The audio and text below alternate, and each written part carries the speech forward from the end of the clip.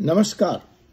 4C supreme law partners के इस कानूनी एपिसोड में मैं एडवोकेट डॉक्टर अजय कुमार पांडे स्वागत करता हूं आपका इस नए कानूनी एपिसोड। यह एपिसोड दुख भरा है, त्रासदीपूर्ण है, लेकिन भविष्य में ऐसा ना हो।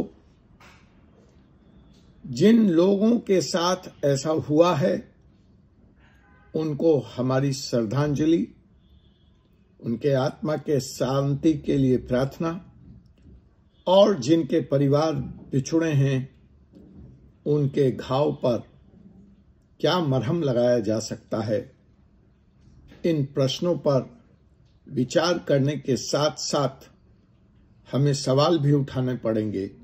आखिर ऐसा क्यों हुआ, ऐसा कब तक होगा और ऐसा क्या किया जा सकता है कि ऐसा ना हो। यह त्रासदी आपके हमारे जीवन में, किसी के भी जीवन में कभी ना आ पाए। और इन सब पर भारतीय संविधान, भारतीय कानून क्या कहता है। तो जी हां, हम बात कर रहे हैं महाकुंभ हादसे की।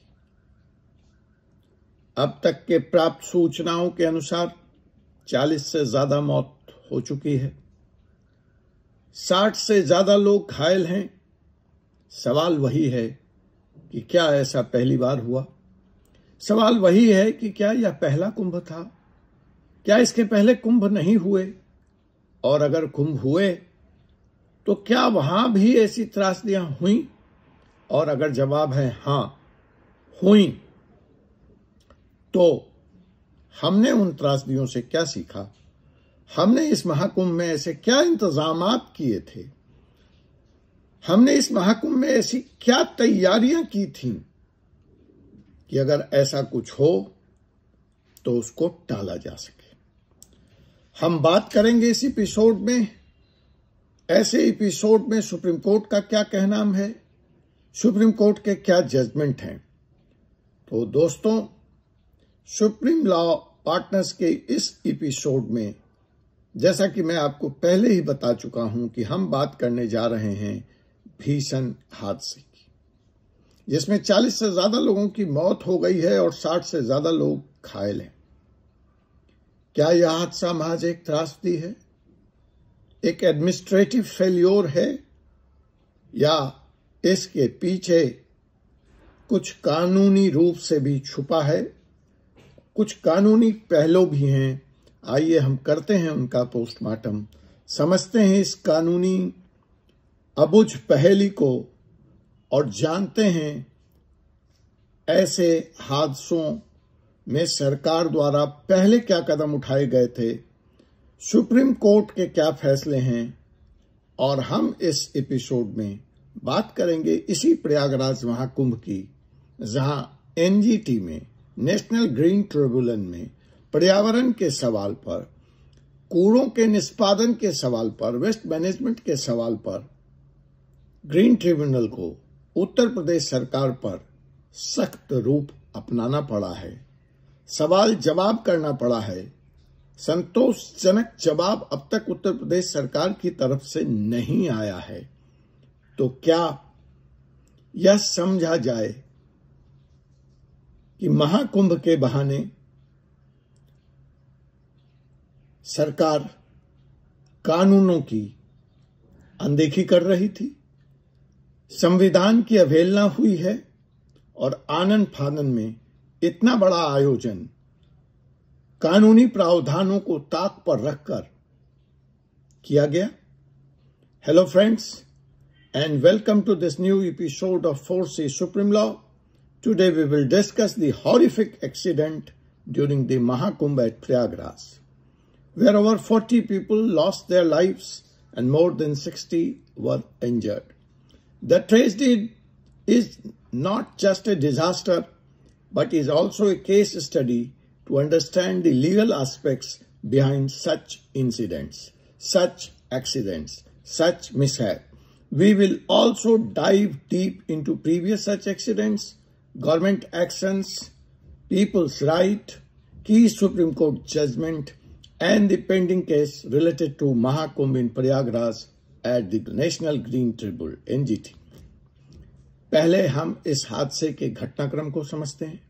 महाकुंभ जो दुनिया का सबसे बड़ा धार्मिक आयोजन है, इस बार भी करोड़ों श्रद्धालुओं को आकर्षित कर रहा था, लेकिन भीड़ प्रबंधन में हुई चूक ने इस त्रासदी को जन्म दे दिया, जहां 40 लोगों की जानें चली गई।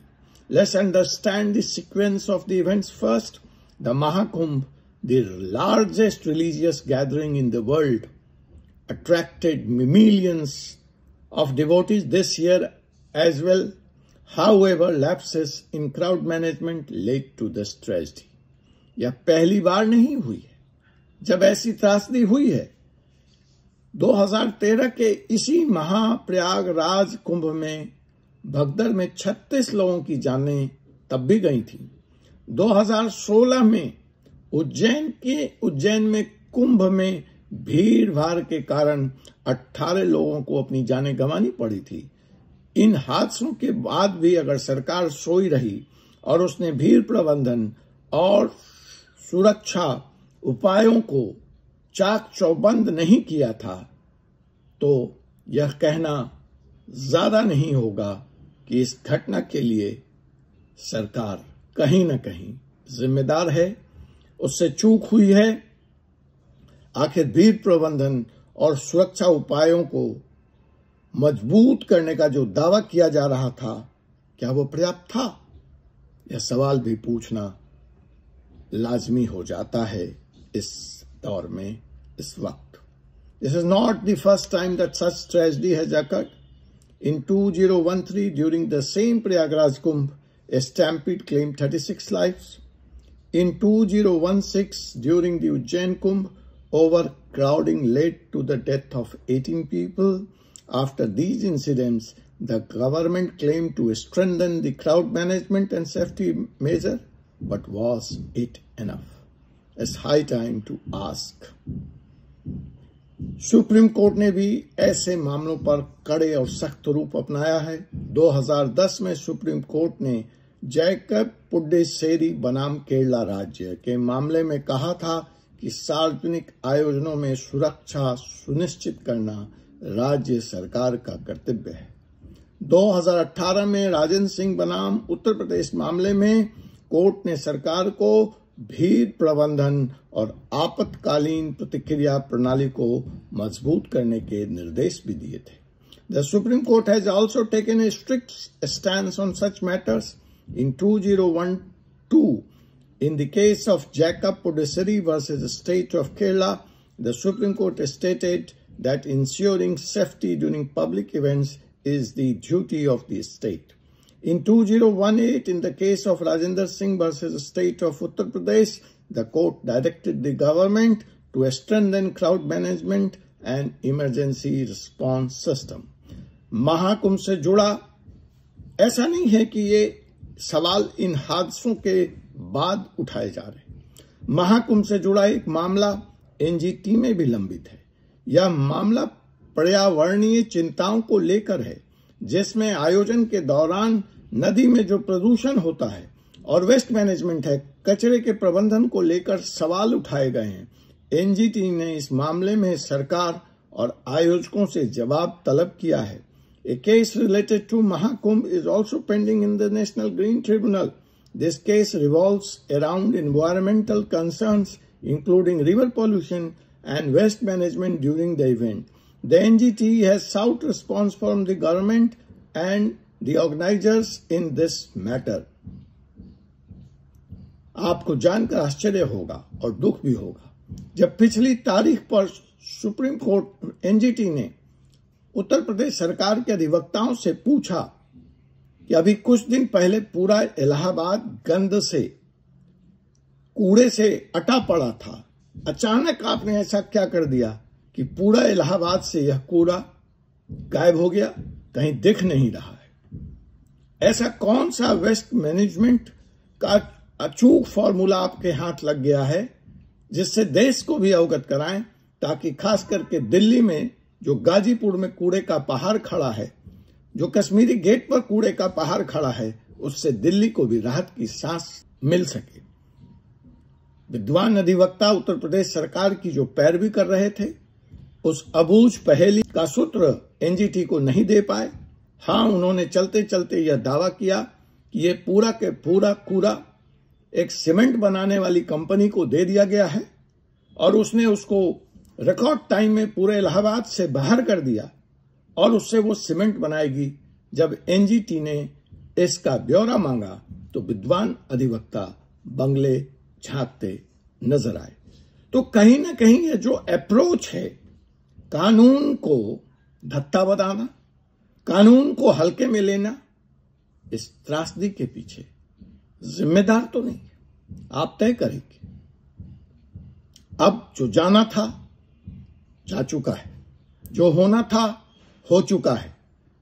सरकारी फाइलों में उनकी चित्कार, उनका प्यार कैद हो जाएगा।